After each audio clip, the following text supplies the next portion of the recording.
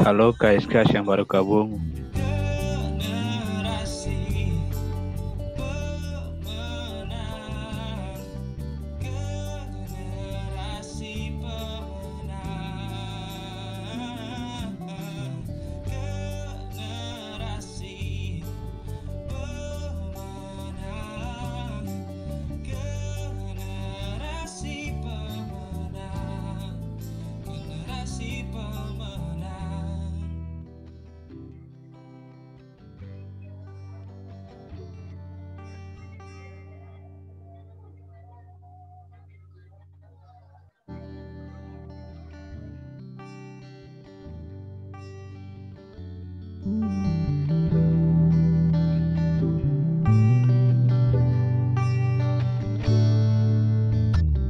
Kami generasi pemenang, bersiap untuk dipulihkan. Kami generasi pemenang, Halo. datang untuk Shalom semua. Yesus. Shalom semua. Shalom. Oke. Selamat sore. Shalom. Ya, saya harap semuanya sehat-sehat ya.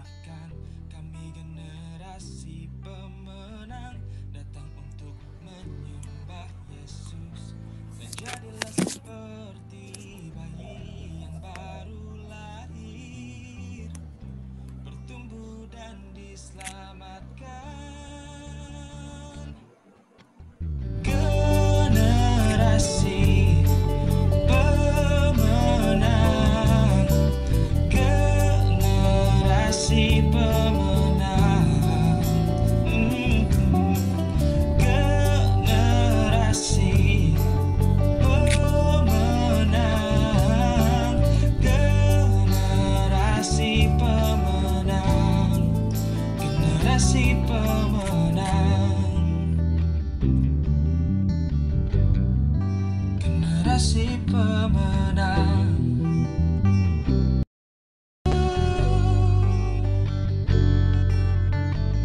Kami generasi pemenang, bersiap untuk dipulihkan.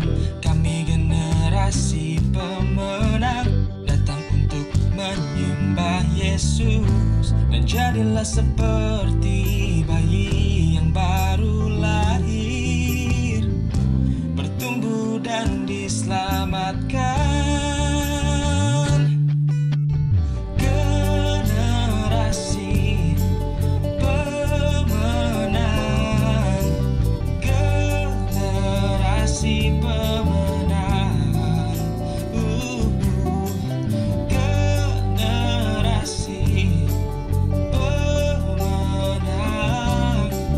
generasi pemenang,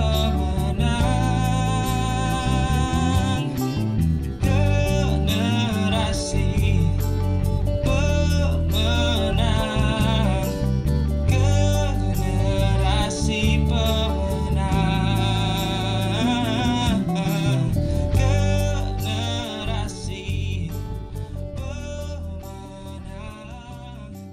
generasi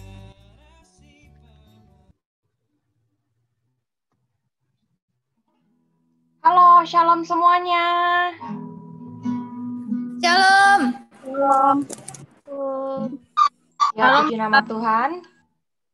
Seberapapun kita yang hadir saat ini, itu nggak mengurangi semangat kita untuk memuji menyembah Tuhan ya. Yes. Yuk, teman-teman, saya ajak kita semua untuk menyiapkan hati kita. Kita mau tinggikan Tuhan, kita mau sembah Dia. Bapak, kami mengucap syukur kalau kami punya Tuhan yang sangat baik. Tuhan Yesus, pada sore hari ini Tuhan, kami mau datang, kami mau sujud di depan kaki-Mu Tuhan, kami mau menaikkan setiap pujian kami mau menaikkan setiap sembah kami kepadamu Bapa. Biarlah Tuhan, pujian kami bisa menjadi dupa yang harum di hadapan-Mu Bapa. Terima kasih Tuhan, terima kasih. Kami menyerahkan Tuhan segenap jiwa kami hanya ke dalam tangan Tuhan. Biarlah Tuhan Roh-Mu hadir di tempat ini Bapa. Terima kasih Bapa, terima kasih. Kami siap memulai ibadah kami. Hanya di dalam nama-Mu kami berdoa. Amin.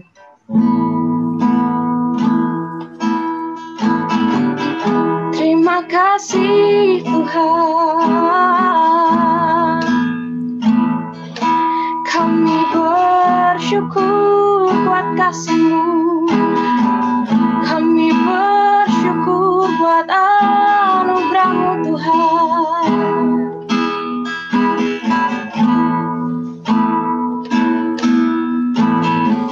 Sama-sama kita nyanyikan lagu ini.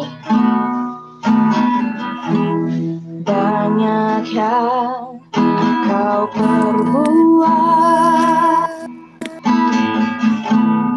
di dalam hidupku, rancangan indah-Mu terjadi di hidupku. Bapa yang mengerti segala yang ku perlu,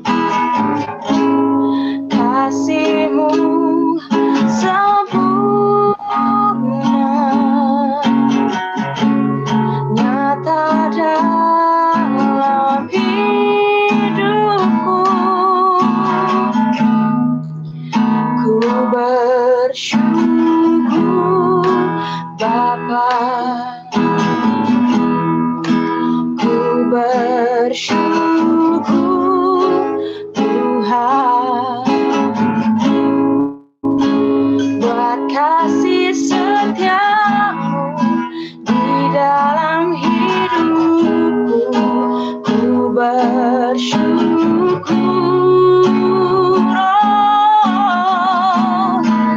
ku bersyukur Bapa, ku bersyukur Tuhan buat kasih setia-Mu di dalam hidupku. Ku bersyukur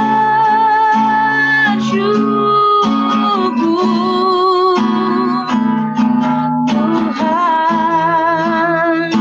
Kita sama-sama nyanyikan lagu ini dari awal. Oh, banyak yang Kau perbuat di dalam hidupku, rancangan indah-Mu terjadi di hidupku.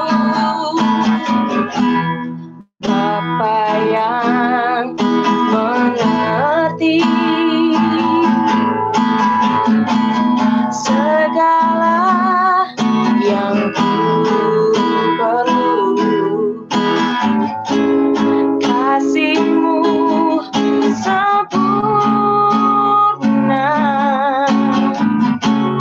nyata dalam hidupku. Ku bersyukur Bapa, ku bersyukur Tuhan buat kasih setia-Mu di dalam hidupku. Ku bersyukur Tuhan, ku bersyukur Bapa, ku bersyukur Tuhan, ku bersyukur Tuhan buat kasih setia-Mu di dalam hidupku. Ku bersyukur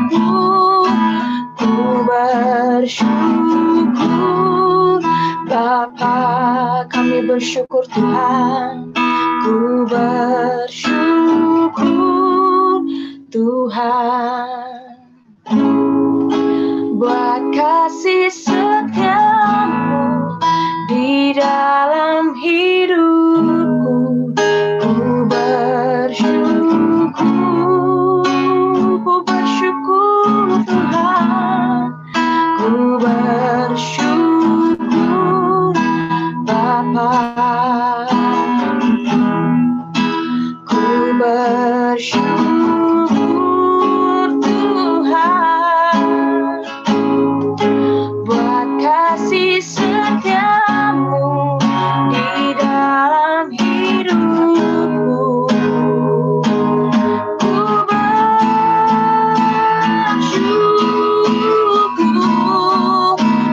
bersyukur Bapa,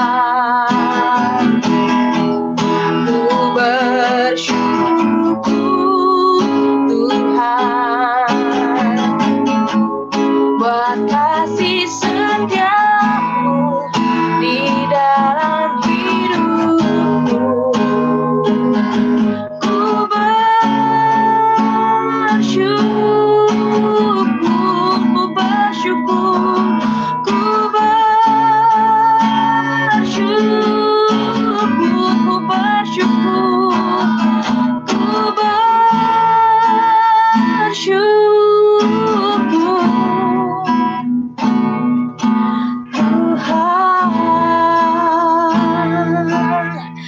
Kami bersyukur Tuhan, karena kasih-Mu besar, karena kasih-Mu Tuhan nyata dalam hidup kami. Penyertaan-Mu Tuhan sungguh sempurna.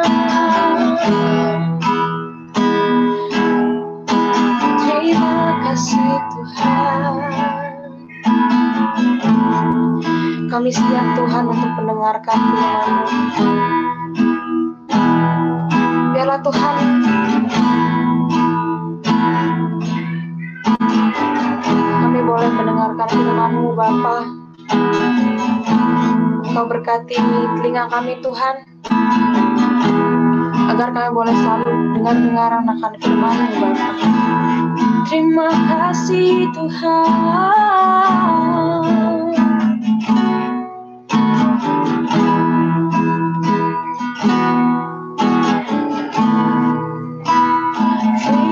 Firman-Mu Tuhan tiada berubah,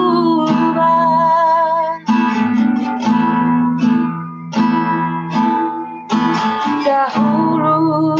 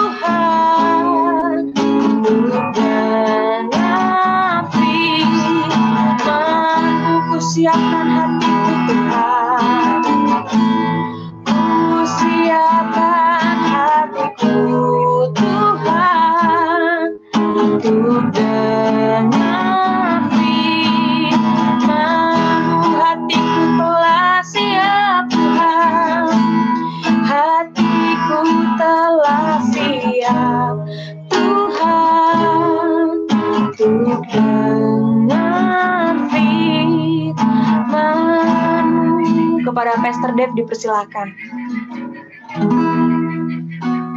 Oke, mari kita siapkan hati kita untuk dengar kebenaran dari firman Tuhan. Mari kita berdoa. Bapa dalam surga, kami datang kepadamu ucap syukur untuk kebaikan dan kemurahan Tuhan dalam hidup kami, di mana Tuhan memelihara, melindungi, menyertai kami. Kami diberikan kesehatan, kekuatan oleh Tuhan. Dan Tuhan, kami sama-sama mau duduk diam, mendengarkan firman Tuhan. Engkau berbicara di tengah-tengah kami, nyatakan isi hatimu, biar hikmat dan pengetahuan dari Engkau ada di dalam setiap hati dan pikiran kami. Supaya apa yang kami dengar pada sore hari ini, kami sungguh-sungguh dapat melakukannya dalam kehidupan kami. Terima kasih ya Tuhan, di dalam nama Tuhan Yesus kami berdoa. Amin. Selamat malam teman-teman semua, Shalom. Baik, saya dikasih tema oleh Christine, being a hero, yang menjadi seorang pahlawan, walaupun hari pahlawan sudah agak lewat sedikit. Ya, dan saya ngucapin selamat juga ulang tahun untuk PMK Unindra. Ya, semoga tetap bisa menjadi berkat bagi mahasiswa-mahasiswi dan tetap ada jalinan kasih dengan para alumni yang mensupport kalian. Nah, ada pepatah berkata, tak kenal maka tak sayang. Sebenarnya hari ini saya mau kasih PPT saya, panjangin foto saya di situ, keluarga saya, istri saya, anak-anak saya, tapi berhubung dari tadi saya ikut webinar, komputer saya kayaknya susah untuk login di dalam Zoom, maka saya memutuskan untuk pakai HP hari ini, ya. Jadi agak sedikit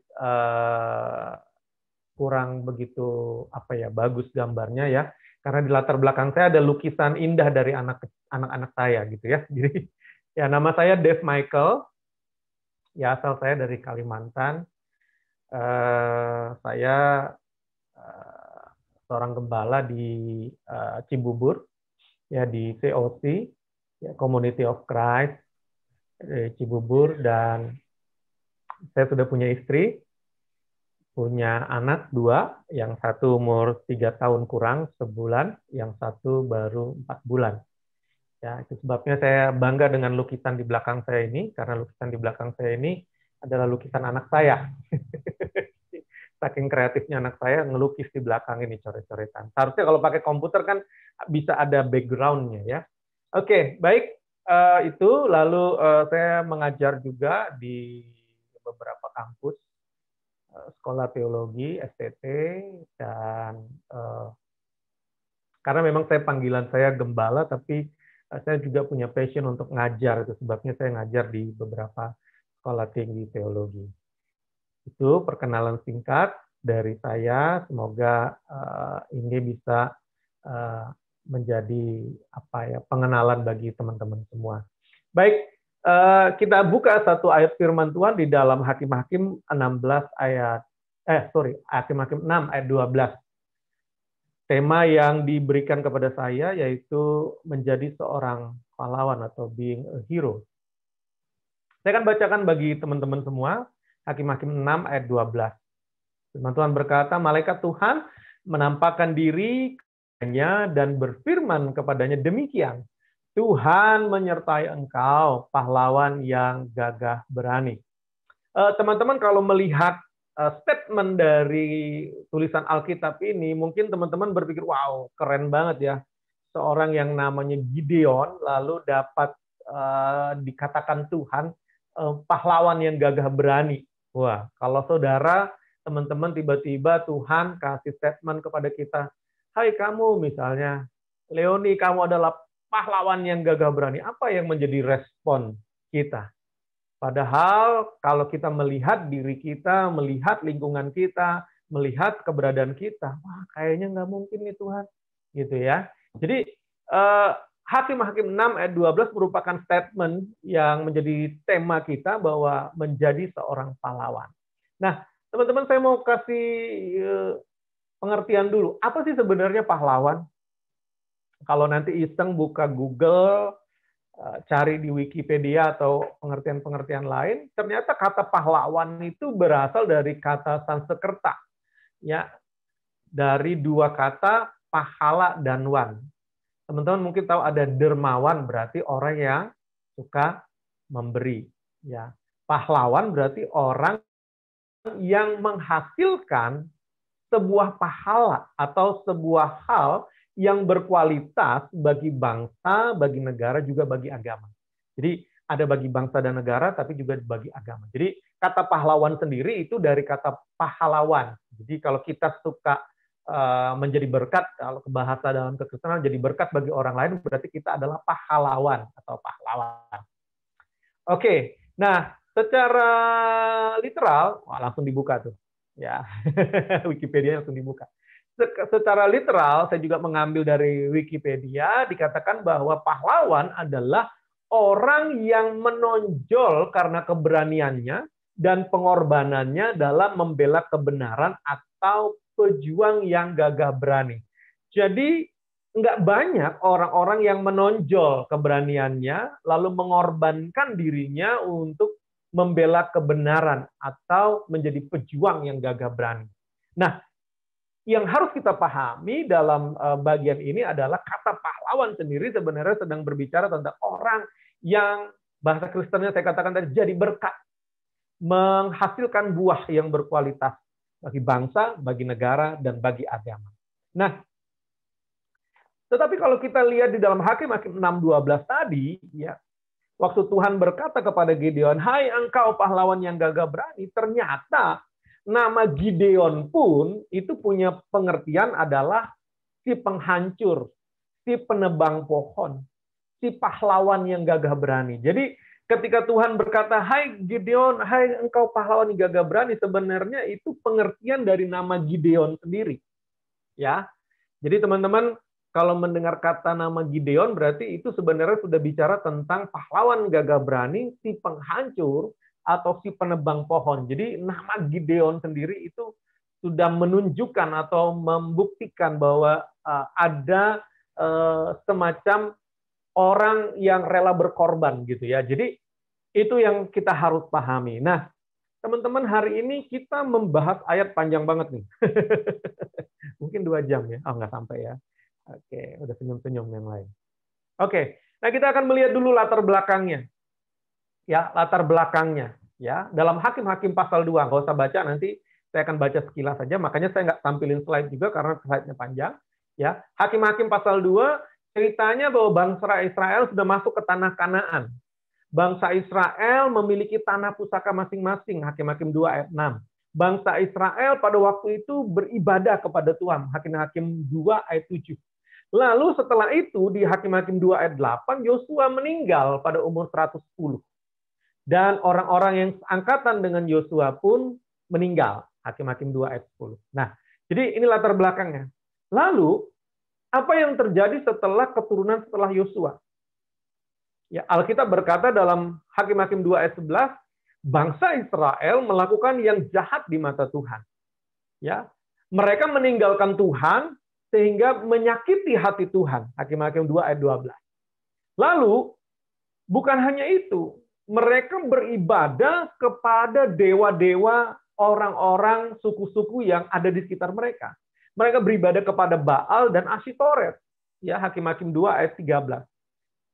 Lalu apa? Di dalam ayat 14, firman Tuhan berkata, "Bangkitlah murka Tuhan terhadap Israel, lalu menyerahkan mereka ke dalam tangan perampok dan menjual mereka kepada musuh di sekeliling mereka sehingga mereka tidak sanggup lagi menghadapi musuh." Ya. Seakan-akan bangsa Israel nyanyi kayak lagu zaman dulu, "Aku tak sanggup lagi," gitu ya. Seakan-akan seperti itu, menerima saking susahnya. Mereka dirampok, mereka hasil nanti kita lihat ya, dirampok oleh bangsa-bangsa lain.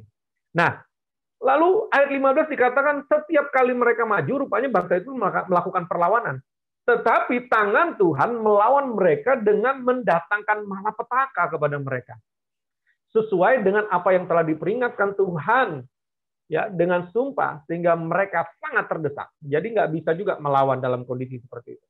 Ayat 16, pasal 2, maka Tuhan, lihat perhatikan, membangkitkan hakim-hakim yang menyelamatkan mereka dari tangan perampok itu. Ya, ada beberapa hakim di dalam Alkitab, ya, Yang pertama, kalau Anda lihat di dalam Hakim-Hakim, itu ada Otniel, ada Ehud, ada Samgar, ada Deborah, ada Barak, ya, dan setelah itu yang kita baca hari ini adalah Gideon. Ya, jadi itu latar belakangnya. Tetapi, ya perhatikan, ayat 17 pasal 2 katakan, tetapi juga para hakim itu tidak mereka hiraukan. Karena mereka berzina apa? Dalam mengikuti Allah lain atau sesembahan lain dan sujud menyembah kepadanya.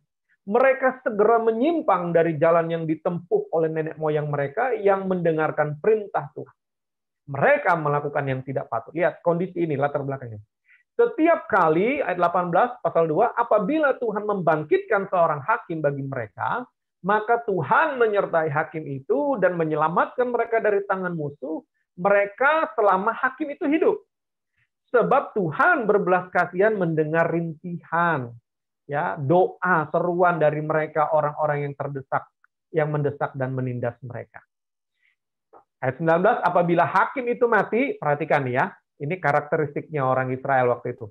Kembalilah mereka berlaku jahat, lebih jahat dari nenek moyang mereka, dengan mengikuti Allah lain, beribadah kepadanya, sujud menyembah kepadanya dalam hal apapun. Mereka tidak berhenti dengan perbuatan dan kelakuan mereka yang tegar itu.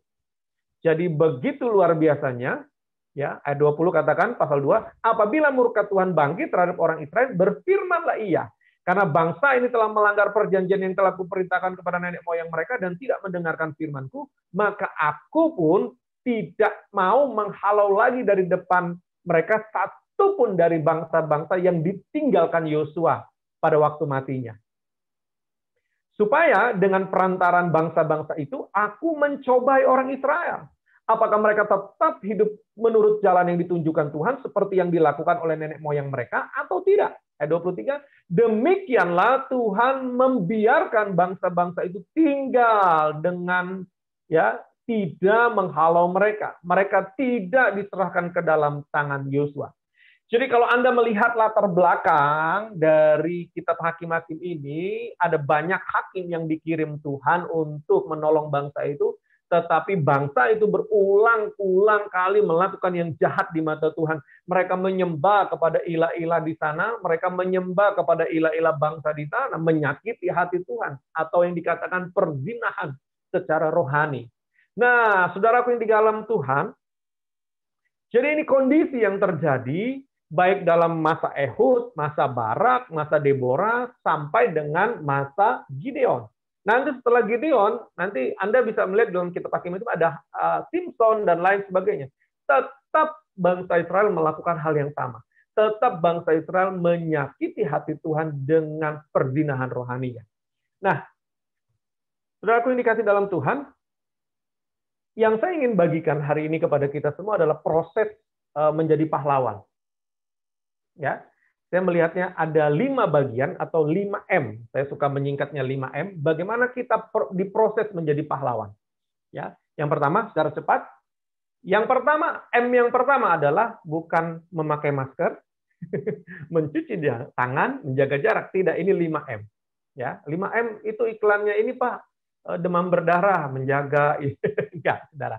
Yang pertama biasanya prosesnya adalah dimulai dengan masalah di sekeliling kita. Bangsa Israel melakukan yang jahat, ya. Bangsa Israel dalam 7 tahun, ya, mereka mengalami satu penindasan, perampokan besar-besaran oleh orang Midian dan orang Amalek. Bahan-bahan makanan mereka, baik tanaman maupun ternak mereka dijarah. Setiap kali ada kambing domba yang berulai, jarah. Setiap kali panen dijarah, semuanya dijarah. Ya, oke. Nah, lalu orang Israel berseru kepada Tuhan. Ya, Tuhan mengutus nabinya memperingatkan bangsa Israel bahwa mereka akan ditolong Tuhan. Nah, itu masalah yang ada di sekeliling kita. Ya, lihat prosesnya. Saya ingin teman-teman melihat ini proses. Dengarkan baik. Kadang Tuhan memakai masalah yang ada di sekeliling kita supaya kita kembali kepada Tuhan dan mengingat segala kebaikan Tuhan dalam hidup kita.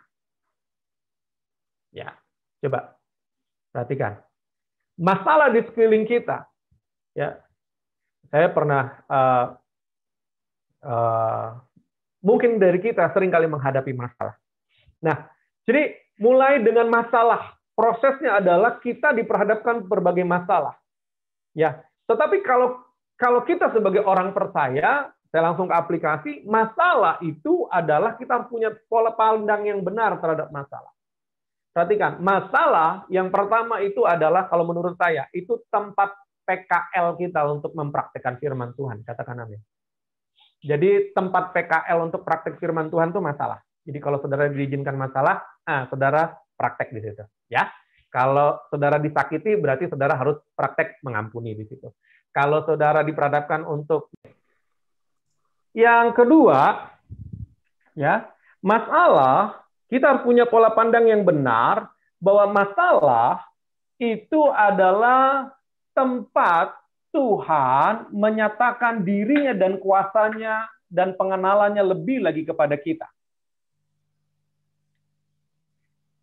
Kemudian masalah itu adalah tempat kita mendewasakan diri. Jadi masalah itu adalah next level kita. Nah, jadi proses menjadi seorang pahlawan itu biasanya dimulai dengan persoalan-persoalan, dengan masalah-masalah yang ada di sekitar kita. Nah, itu sebabnya ketika Anda menghadapi masalah, Anda harus punya pola pikir yang benar. Ini saya praktek firman Tuhan. Ini Tuhan sedang menyatakan dirinya. Ini Tuhan sedang mendewasakan saya.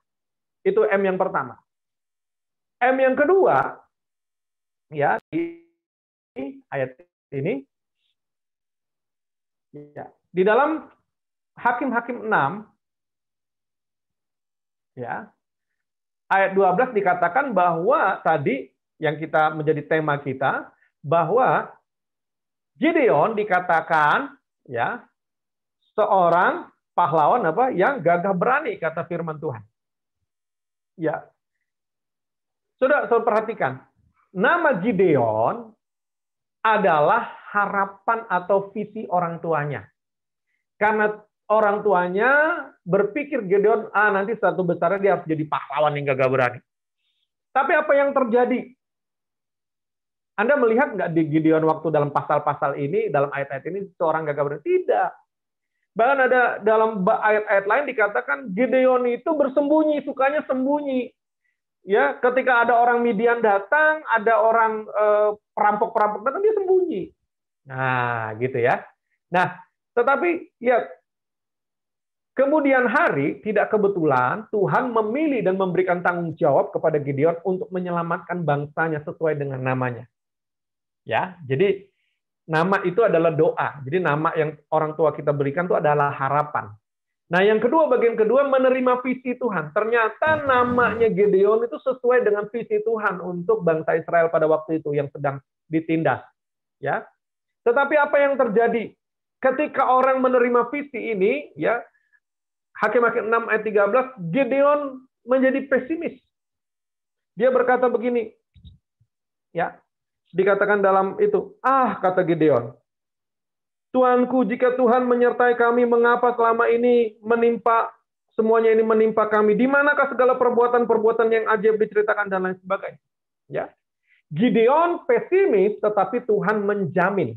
Tuhan berkata begini, lalu berpalinglah Tuhan kepadanya, pergilah dengan kekuatanmu, selamatkanlah orang Israel ini dari cengkeraman orang Midian. Bukankah aku mengutus engkau? Tuhan menjamin. Ya. Pasal 6 ayat 14 dikatakan begini, tetapi jawabnya, Gideon lagi bernegosiasi lagi dengan Tuhan. Tuhanku, apakah engkau akan selamatkan Israel? Ketahuilah, kaumku adalah paling kecil dari antara suku manusia, dan aku pun seorang yang paling muda di antara kaum keluargaku. Gideon minder. Yang pertama tadi, Gideon waktu menerima visi dari Tuhan, tidak langsung, yes Tuhan saya mau. Bukan. Dia pesimis, tapi Tuhan menjamin. Gideon minder, tapi Tuhan mensupport. Dia katakan gini, berfirmanlah Tuhan kepadanya, ayat 16, tetapi aku menyertai engkau, sebab engkau akan memukul kalah orang Midian itu sampai habis. Ya. Lalu dikatakan di ayat 17, maka jawabnya kepada, jika sekiranya engkau mendapat kasih karunia di matamu, maka berikanlah kepadaku tanda bahwa engkau sendirilah yang berfirman padaku. Sampai dengan ayat yang ke-23, Gideon minta tanda. Lalu Tuhan berkata di dalam ayat yang ke-23, maka takutlah Gideon, bahwa itulah malaikat Tuhan, lalu katanya, celakalah aku, sebab aku memang telah melihat Tuhan dan berhadapan. Lihat 23. Tetapi berfirmanlah Tuhan kepadanya, selamatlah engkau, jangan takut, engkau tidak akan mati.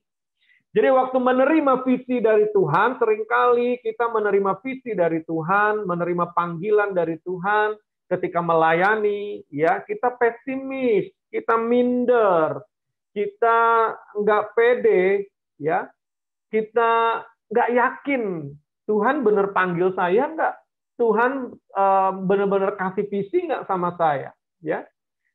Nah, saudara, cara pandang Tuhan berbeda melihat orang lain, melihat kita, bahkan apa yang kita lihat pada diri kita sendiri. Jadi gini, Tuhan melihat kita itu tidak seperti apa yang dilihat orang terhadap kita. Bahkan Tuhan melihat kita tidak saja bukan seperti orang lain melihat kita, tetapi juga Dia tidak melihat seperti kita melihat diri kita. Mungkin kita melihat kekurangan kita, mungkin kita melihat kita terlalu fokus dengan kekurangan kita, ketidakmampuan kita, tetapi Tuhan melihat visi. Yaitu sebabnya Tuhan memberikan panggilan, visi bukan dari apa yang ada pada kita, melainkan yang tidak ada pada kita, melainkan apa yang ada dari kita. Jadi yang kedua, seorang pahlawan itu menerima visi dari Tuhan, menerima panggilan dari Tuhan. Ya, kadang pesimis ketika menerima itu, kadang kita nggak percaya akan menerima itu. Kadang kita nggak yakin, tetapi apa? Ketika Gideon pesimis, Tuhan menjamin. Ketika Gideon minder, Tuhan mensupport. Ketika dia nggak yakin, Tuhan meneguhkan. Kamu tetap selamat kok, gitu. Oke. Nah, yang ketiga, ya, yang M yang pertama adalah masalah di sekeliling kita. Ya, biasanya kalau Tuhan memilih seorang untuk melayani dia, ya, menjadikan dia pahlawan, ya. Ada masalah di sekeliling kita. Lalu Tuhan memberikan visi kepada kita. Setelah itu, apa yang dilakukan Gideon? Ayat 36 pasal yang ke-6. Kemudian berkatalah Gideon kepada Tuhan, jika engkau menyelamatkan orang Israel dengan perantaraanku, seperti engkau firmankan itu, maka aku akan membentangkan guntingan bulu domba di pengirikan. Apabila hanya di atas guntingan bulu itu ada embun, tetapi seluruh tanah di situ kering, maka aku tahu bahwa Tuhan menyelamatkan aku, menyelamatkan Israel dengan perantaraan aku. Gideon minta tanda. Ya. Kemudian ayat 38, demikian terjadi sebab keesokan paginya Tuhan melakukan itu. Seperti yang diminta Gideon. Lalu Gideon nego lagi, Tuhan jangan marah ya, ayat 39. Ya, aku berkata sekali lagi, biarkan satu kali lagi aku mencoba guntingan bulu domba, sekiranya kering. Ya, ini sekarang baliknya. Sekiranya kering guntingan bulu itu dan seluruh tanah itu basah, aku tahu itu Tuhan. Ayat 40, demikian diperbuat Tuhan pada malam itu, dan hanya guntingan bulu itu yang kering, di atasnya seluruh embun itu adalah, tanah-tanah itu adalah embun. Nah, yang ketiga adalah meminta tanda. Pertanyaan saya adalah, apakah ketika kita meminta tanda itu bagian dari iman atau kekurangan iman?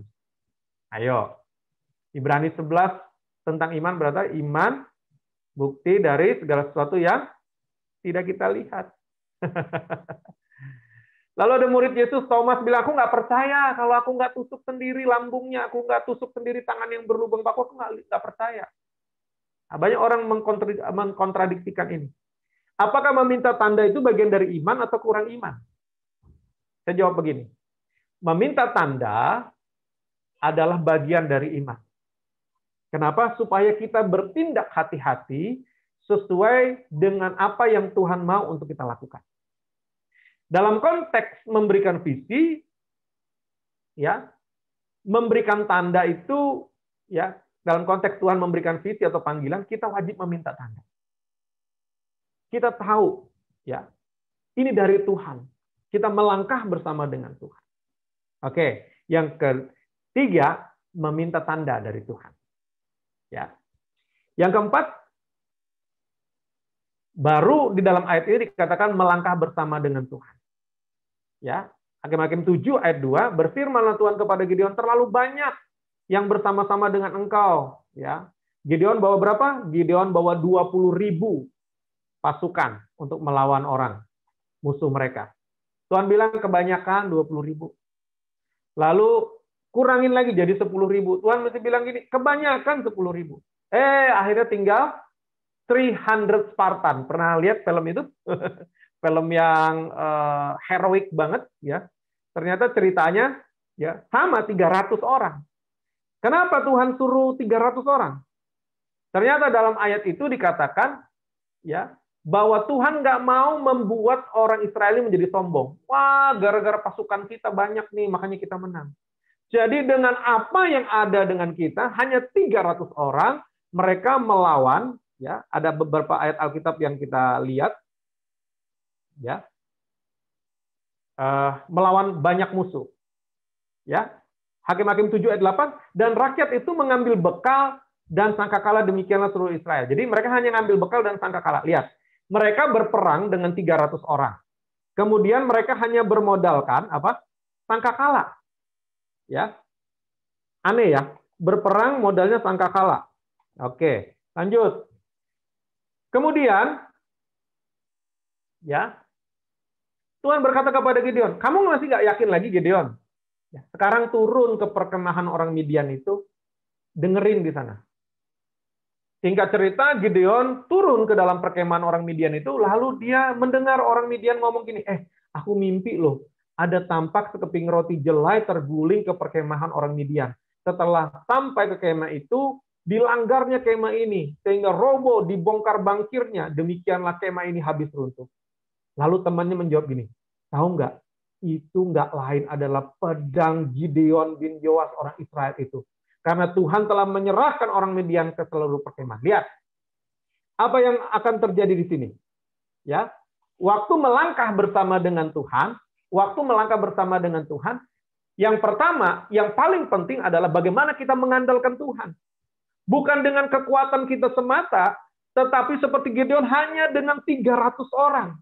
Alkitab berkata dalam bagian lain, orang Midian itu banyaknya seperti pasir di laut, melawan 300 orang. Mungkin nggak? Tidak akan mungkin. Tuhan sudah men-setting bahwa ketika melangkah dengan dia, maka dia yang akan menjagai kita, dia yang akan melindungi kita, dia yang akan berperang. Dalam satu ayat lain berkata gini, ketika kita berperang bersama dengan Tuhan, kita akan duduk diam saja dan Tuhan akan berperang ganti kita. Dalam kebagian ini juga dikatakan bahwa pada saat kita mengandalkan Tuhan, kita mendengar suara Tuhan, ya, bisa lewat saudara seiman, peristiwa, masalah, firman Tuhan, saat teduh yang kita lakukan, hamba Tuhan yang berkhotbah. Nah, jadi saudara, waktu Gideon mendengar cerita tentang orang Midian yang mimpi orang Midian itu menjadi konfirmasi buat Gideon bahwa Tuhan, dia melangkah bersama dengan Tuhan.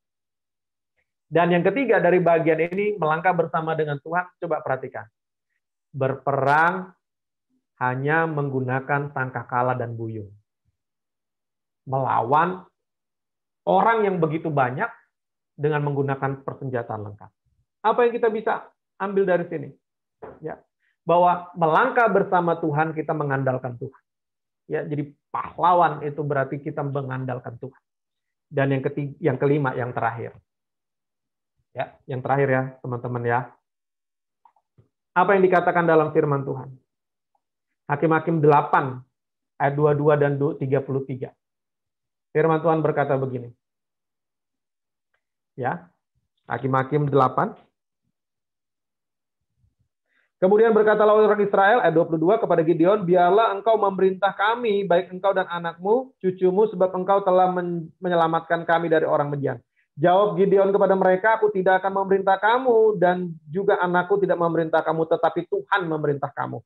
Selanjutnya kata Gideon, tapi satu yang kuminta, kumpulin aja emas-emasan, lalu kita bikin efod. Dan apa? Orang Israel kembali menyembah efod itu. Dikatakan dalam bagian itu adalah bahwa itu yang menjadi jerat bagi Gideon dan keluarganya. Memang dia tidak mau jadi pemerintah di situ. Dia berkata Tuhan yang memerintah. Karena prinsipnya Tuhan dari bangsa Israel adalah teokrasi. Raja itu adalah second opinion yang diminta oleh bangsa itu. Ya, apa yang kita maksudkan dengan ayat yang kelima ini? Saudara harus memelihara hubungan dengan Tuhan. Kenapa? Comfort zone, zona nyaman seringkali membuat kita tidak peka terhadap kehendak Tuhan. Setelah Gideon menang melawan musuh-musuh Israel, orang Israel tidak ingat lagi kepada Tuhan, dan begitupun Gideon mulai terpengaruh di masa akhir dari hidupnya. Teman-teman yang dikasih dalam Tuhan, apa yang kita bisa ambil dari cerita Gideon hari ini? Ya, firman Tuhan berkata begini. Dalam Filipi 2 ayat 21-22. Karena bagiku hidup adalah Kristus dan mati adalah keuntungan. Tetapi perhatikan, jika aku harus hidup di dunia ini, berarti bagiku menjadi pahlawan. Sama itu artinya. Ya, karena bagiku hidup adalah Kristus dan mati adalah keuntungan, tetapi jika aku harus hidup di dunia ini, itu berarti bagiku bekerja menjadi pahlawan. Bekerja memberi buah. Yang pertama itu. Pahlawan adalah hidup kita menjadi berkat bagi orang lain. Pahlawan hidup kita adalah Kristus. Dan kita nggak takut mati. Kenapa? Karena keuntungan. Tapi kalau kita harus hidup sampai sekarang, kita harus jadi berkat bagi orang banyak. Yang kedua, yang harus Anda ingat hari ini, teman-teman ingat hari ini.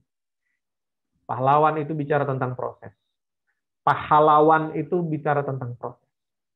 Ya, ingat polanya hampir sama. Memperhatikan masalah di sekeliling kita. Lalu saudara terima panggilan atau visi dari Tuhan untuk melayani. Ya. Apapun yang Anda bisa kerjakan untuk Tuhan, lakukan. Dalam pekerjaan Anda, dalam studi Anda, lakukan. Ya. Yang kedua, meminta tanda.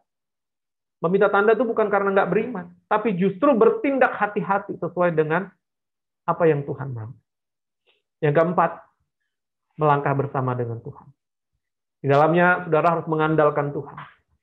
Bukan dengan apa yang ada padamu, dan bukan dengan apa yang tidak ada padamu, tetapi apa yang ada padamu. Ya, dengan 300 orang Gideon melawan orang yang banyak seperti lautan pasir. Ya, dengan buyung dan sangkakala, bukan dengan alat-alat perang. Ya, bahkan dia bisa mendengar ya orang Midian itu ketakutan lewat mimpi yang Tuhan berikan. Dan yang terakhir yang paling penting, pahlawan. Ketika Anda mau jadi pahlawan, orang yang menjadi berkat bagi orang lain, peliharalah hubunganmu dengan Tuhan. Ya, kenali masa-masa kenyamananmu. Ketika kau masuk ke comfort zone, ya, ke zona kenyamanan, biasanya itu adalah masa-masa kita lengah, ya, untuk memelihara hubungan dengan Tuhan. Sehingga apa? Kita mulai kompromi lagi dengan sesuatu yang tidak sesuai dengan kehendak Tuhan. Amin. Tuhan memberkati. Mari kita berdoa. Tuhan, terima kasih untuk hari ini. Kami sudah dengar kebenaran firman Tuhan. Kami berdoa, biarlah ini menjadi sesuatu yang menginspirasi kami, memotivasi kami, supaya kami menjadi orang-orang yang pahlawan, yang menjadi berkat, berbuah selama kami hidup, untuk kemuliaan Engkau, dan untuk menolong sesama kami. Terima kasih ya Tuhan, dalam nama Yesus kami berdoa. Amin. Tuhan memberkati. Oke, baik. Puji nama Tuhan. Kita telah mendengarkan firman yang sudah disampaikan. Terima kasih Pastor Dev sudah memberikan pemahaman untuk kita semua. Yuk, bangkit para pahlawan Tuhan. Ya, oke. Tiba saatnya kita akan mendengarkan pengumuman. Kepada pelayan dipersilahkan. Shalom semua. Shalom. Gimana hari ini? Biasa? Shalom. Shalom. Shalom. Shalom. Oke, terima kasih kepada Pastor Dev atas pelayanannya hari ini. Tuhan Yesus memberkati pelayanan dan keluarga. Dan juga warta hari ini, jadwal ibadah PMK selama pandemi ini ada dua. Yang pertama, ibadah kami pada hari Kamis jam 6 sore seperti ini via Zoom meeting. Dan juga yang kedua, Saturday service setiap 2 minggu sekali dan akan diinfokan kembali. Oh iya teman-teman, ada kabar sukacita loh. Ada teman-teman kita yang berulang tahun, Rosalina Silalahi, Rahel Elvia, Lili Simanjuntak, Teresa Novi Tiara, Nasi Teresia, Francisco Filipi, Andri Dolok Saribu, di Jerry Wibisono, dan Ruth Mesias. Oh iya teman-teman, tanggal 15 kemarin PMK Unindra berulang tahun yang ke-20 loh. Untuk itu kita mau ada ucapan untuk PMK Unindra. Semoga PMK Unindra boleh menjadi wadah buat mahasiswa Kristen, boleh bersekutu bersama lagi. Boleh minta tolong Pastor Dev untuk mendoakan teman-teman kita yang berulang tahun dan juga PMK Unindra. Persilakan Pastor Dev. Oke, mari kita berdoa sekali lagi. Bapak, kami menyerahkan PMK Unindra ke dalam tangan Tuhan. Kami bersyukur untuk 20 tahun PMK ini berdiri menjadi berkat bagi mahasiswa-mahasiswi di Unindra. Kami berdoa biarlah Engkau terus memakai wadah ini supaya bisa membentuk orang-orang yang menjadi pahlawan, orang-orang yang bisa berbuah menjadi berkat bagi komunitas mereka, bagi lingkungan mereka, bagi keluarga mereka, bagi tempat di mana mereka ada. Kami berdoa ya Tuhan, biarlah setiap pengurus yang sudah ada dari generasi ke generasi, tetap Engkau taruh visi Tuhan kepada mereka, sehingga mereka bisa menjadi orang-orang yang memancarkan terang Kristus di Unindra dan di kehidupan mereka masing-masing.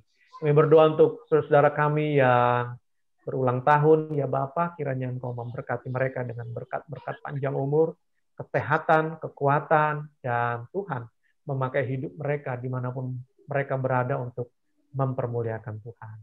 Terima kasih Bapa, kami mengucap syukur, dan Tuhan, di dalam nama Tuhan Yesus kami berdoa. Amin. Untuk teman-teman yang ingin memberikan sebagian dari berkatnya, boleh memberikannya melalui OVO, Margaret atas nama Margaret Elizabeth. Mungkin boleh ditampilkan, Andre, nomor teleponnya.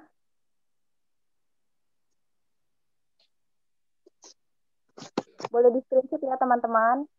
Oke. Boleh di-screenshot dulu.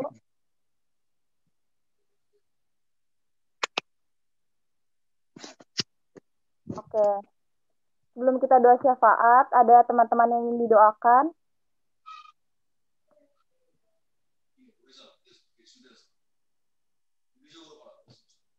Ada yang ingin didoakan? Aku Kak, Ya, doa Christopher. buat pekerjaan saya biar cepat dapat kerja. Itu aja, terima kasih. Ada lagi? Supaya diberi kesehatan, Kak. Ya. Siapa? Ya, Karen. Ini papanya Jia. Waktu itu sakit, ya udah membaik sih, cuman tetap didoain aja supaya tetap bisa cepat pulih. Sama Gitu aja. kesehatan. Papaku lagi sakit. Iya.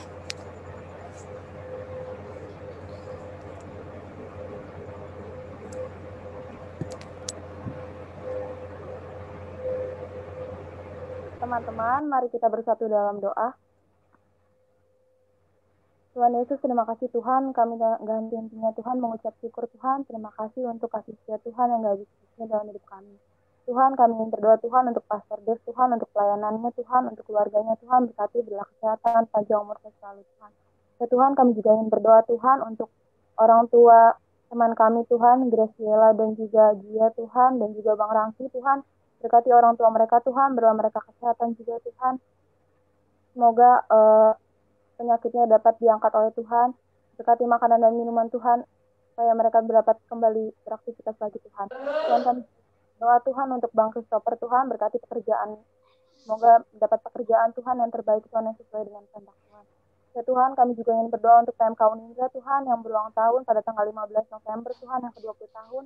Tuhan berkati Tuhan pengurus di dalamnya Tuhan, berilah kesatuan hati satu sama lain Tuhan, berkati jemaatnya satu sama lain juga Tuhan. Ya Tuhan, kami juga ingin berdoa untuk pembina kami Tuhan, Pak Irwan Syagian, Tuhan berkati, Tuhan berlilah ia kebijaksanaan, Tuhan berkati ia keluarganya, Tuhan. Ya Tuhan, kami juga berdoa semoga PMK Undrain menjadi wadah Tuhan buat tempat mahasiswa Kristen bersekutu Tuhan dan melayani Tuhan. Ya Tuhan, kami juga ingin berdoa untuk dosen agama Kristen Tuhan. Kami ingin berdoa untuk Pak Roni, Tuhan, Bu Nini, dan juga Pak Daud, Tuhan berkati mereka Tuhan dalam setiap pelayanan mereka. Ya Tuhan, kami juga ingin berdoa untuk kampus kami Unindra, Tuhan berkati kampus kami Unindra, Tuhan berkati dosen, berkati semua jajarannya Tuhan, sampai satpam Tuhan berkati. Semoga kampus kami dapat memberikan lulusan yang terbaik Tuhan, menjadi kampus yang terbaik. Ya Tuhan, kami juga ingin berdoa untuk bangsa dan negara kami Tuhan, tolong pulihkanlah bangsa dan negara kami Tuhan. Lindungilah kami Tuhan dari mara bahaya Tuhan, dari virus Tuhan. Lindungilah kami dari bencana Tuhan, Engkau yang tahu Tuhan. Engkau yang topang kami Tuhan di dalamnya Tuhan. Berkati juga para pemerintahan Tuhan, berkati presiden Tuhan, sampai juga pemerintahan dari daerah-daerah Tuhan berkati. Berilah mereka kebijaksanaan Tuhan untuk membangun bangsa kami. Ya Tuhan, kami juga ingin berdoa untuk kedua orang tua kami Tuhan, berilah mereka kesehatan, panjang umur selalu Tuhan. Ya Tuhan, berkati juga aktivitas kami Tuhan sehari-hari Tuhan, berkati pergumulan kami Tuhan, pribadi lepas pribadi Tuhan. Ampunilah segala dosa dan kesalahan kami Tuhan. Terima kasih Tuhan. Haleluya. Amin. Oke, Pastor Dev boleh doa untuk berkat. Oke, mari kita satukan hati kita berdoa di hadapan Tuhan. Bapa, kami menyerahkan seluruh teman-teman yang sudah hadir malam hari ini. Kami berdoa untuk teman-teman kami yang nggak bisa hadir sore hari dimanapun mereka berada, Tuhan yang menyertai, Tuhan yang memberkati mereka. Nah, sekarang Tuhan kami meminta berkat Tuhan, karena kami percaya Tuhan yang menopangkan tangan di atas setiap kami dan memberkati kami. Sehingga aktivitas kami, pekerjaan kami, studi kami, apa yang kami lakukan hari-hari, kami mendapatkan keberhasilan sehingga kami bisa bersaksi bahwa kami punya Tuhan yang hidup, yang memberkati dan menyertai kami. Nah, terimalah berkat Tuhan. Tuhan memberkati engkau dan melindungi engkau. Tuhan menyinari engkau dengan wajahnya dan memberi engkau kasih karunia. Tuhan menghadapkan wajahnya kepadamu dan memberi engkau damai sejahtera. Terimalah dan bawalah berkat dan anugerah dari Bapa Surgawi, cinta kasih dan pengorbanan putranya Tuhan Yesus Kristus, serta persekutuan dan penghiburan dari Roh Kudus, mulai saat ini sampai selama-lamanya. Terimalah berkat-berkat ini dengan iman, dan jadilah berkat dimanapun kau berada. Terima ini semua di dalam nama Tuhan Yesus Kristus. Amin. Shalom, Tuhan memberkati. Shalom, terima kasih khotbahnya Kok Dev. Terima kasih. Selamat hari kami semuanya. Terima kasih Pastor Dev. Terima kasih Pastor Para pelayan. Terima kasih yang sudah hadir. Terima kasih.